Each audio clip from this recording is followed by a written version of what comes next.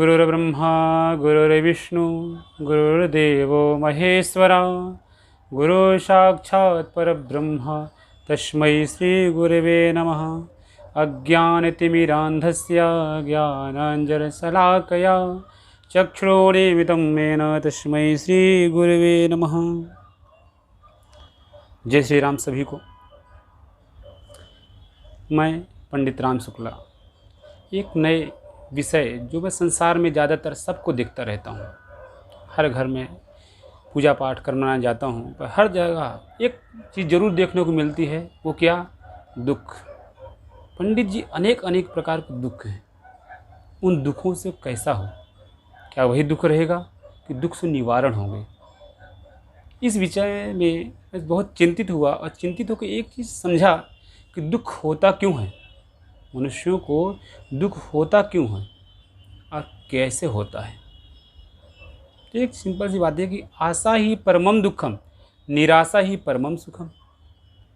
हम किसी के प्रति जब आश्रित होते हैं, एक पिता अपने पुत्र से जब आश्रित करता है कि बड़ा हो करके ये मेरी सेवा करेगा, क्योंकि एक आशा की डोर लगा के रखा हूँ मैं अपने पुत्र से, वो जब बड़ा होकर के पिता की सेवा नहीं करता तब दुख मिलता है। जिसकी आशा नहीं है दुख नहीं है। पुत्रों का दुख उसी को मिलता है जिसके पास पुत्र होता है और जिसके प्रति आश्रित होता है। इसी तरह हर एक मनुष्य संसार एक दूसरे से आश्रित है, दूसरे से बिना आश्रय का कारण नहीं है और आशा ही दुख का मूल कारण है। संसार में किसी से भी हो, हम आप सब जानते हैं कि तन दुखी, कोई मन दुखी, कोई धन बिन रहत उदास। हर जगह लिखे है थोड़े थोड़े सब सुखी, सुखी राम के दास।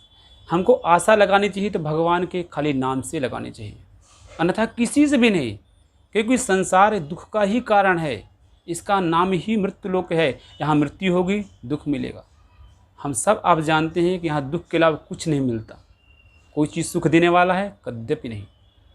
चाहे हमारा पुत्र हो, चाहे हमारी पत्नी हो, चाहे हमारा घर हो, कुछ भी हो, हमको दुख देगा। उसका मेन कारण कि हम आश्रित रहते हैं। हमारी पत्नी है, आज सुंदर है, आश्रित है क्योंकि रोज़ सुंदर रहे, पर क्या रोज़ नहीं हो सकती?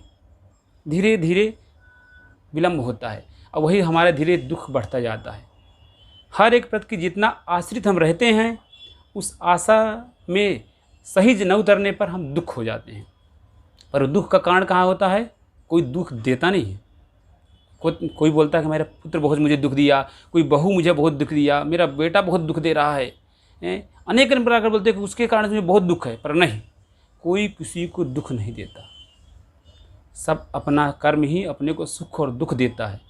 हम किसी के प्रति आश्रित नहीं जब होंगे, कोई हमें दुख नहीं देगा। हम आपको सबको किसी की आशा नहीं करना चाहिए।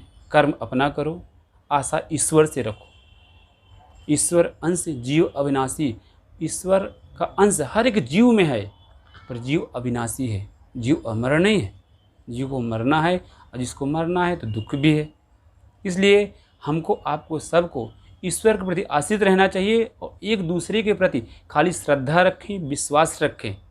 किसी के प्रति हम आशा न रखें। जितनी परिपक्व मेरी आशा होगी दूसरे मनुष्य से, उतना ही मुझे दुख मिलेगा। ये आप निश्चित जान लीजिए, क्योंकि जहाँ आशा लगी वहाँ दुख का बीज आपने बो दिया। आज नहीं तो कल वो दुख रूपी बीज उत्पन्न होगा।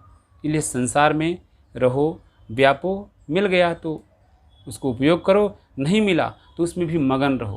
कहते हैं ना, बस्ती चाहे कोई भी हो पर मस्ती अपनी होनी चाहिए। जहाँ रहो, जिस भेष में रहो, जिस भेष में रहो, अपने मस्ती में मस्त रहो।